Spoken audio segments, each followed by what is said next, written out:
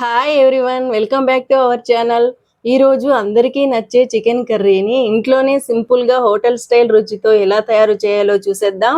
దీనికోసం ముందుగా ధనియాలు, ఎండుమిర్చి, బిర్యానీ ఆకు, చెక్క, యాలకులు, లవంగాలు, అనాస పువ్వు, జాపత్రి తీసుకోవాలి. ఈ మసాలా దినుసులన్నింటినీ తీసుకుని లో ఫ్లేమ్ మీద వేయించి చల్లారనివ్వాలి. చల్లారిన తర్వాత మిక్సీ పట్టుకొని పక్కన పెట్టుకోవాలి. ఇప్పుడు ఆనియన్, టొమాటో, పచ్చిమిర్చి, అల్లం, వెల్లుల్లి తీసుకోవాలి. అల్లం వెల్లుల్లి పేస్ట్ చేసి పక్కన పెట్టుకోవాలి. క్లీన్గా కడుక్కున్న చికెన్ తీసుకుని అందులో సాల్ట్, తర్వాత కొంచెం పసుపు, ధనియాల పొడి వేసుకొని, తర్వాత రుచికి సరిపడా మిరప పొడి వేసుకొని, కొంచెం ఆయిల్ కూడా వేసుకొని, తర్వాత మంచిగా మిక్స్ చేయండి. మంచిగా చేత్తో కలిపిన తర్వాత మ్యారినేట్ కోసం దాని మీద క్లోజ్ చేసి పక్కన పెట్టేయండి. ఇప్పుడు బాండ్లీ తీసుకొని ఆయిల్ పోసి ఆయిల్ని కాగనివ్వాలి. ఆయిల్ కాగిన తర్వాత ఆవాలు వేసుకోవాలి. సన్నగా కట్ చేసి పెట్టుకున్న ఆనియన్స్ కూడా వేసుకోవాలి. ఆనియన్స్ బ్రౌన్ కలర్ వచ్చేంత వరకు వేయించాలి. ముందే కట్ చేసి పెట్టుకున్న టొమాటో అండ్ గ్రీన్ చిల్లీ కూడా వేసుకొని మంచిగా కలుపుకోవాలి. ఇప్పుడు ఇందులోకి అల్లం వెల్లుల్లి పేస్ట్ చేసుకున్నాం కదా, అల్లం వెల్లుల్లి పేస్ట్ వేసుకొని మిక్స్ చేసుకోవాలి. ఇప్పుడు కరివేపాకు వేసుకొని మంచిగా మిక్స్ చేసుకోవాలి.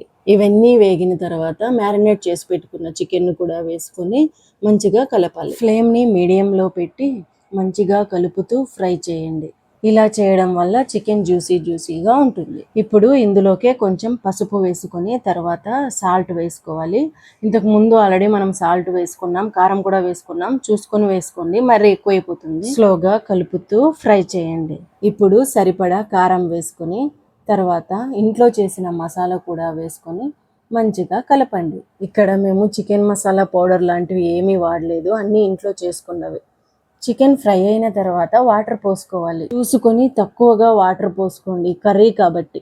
బాగా కలుపుకొని ప్లేట్ క్లోజ్ చేసేయండి. 2-3 మినిట్స్ తర్వాత ప్లేట్ తీసి బాగా మిక్స్ చేయాలి. మినిమం 15 to 20 మినిట్స్ చికెన్ ఉడికేలాగా చూసుకోండి. చికెన్ని మంచిగా ఉడకనివ్వండి. ఇప్పుడు ఇందులోకి మనం కసూరి మేతి కూడా కొంచెం వేసుకుందాం. మంచిగా కలుపుతూ ఉడకనివ్వండి. మనం ముందుగా తయారు చేసి పెట్టుకున్న మసాలా దినుసుల పొడిని కూడా వేసుకొని కలుపుకుందాం.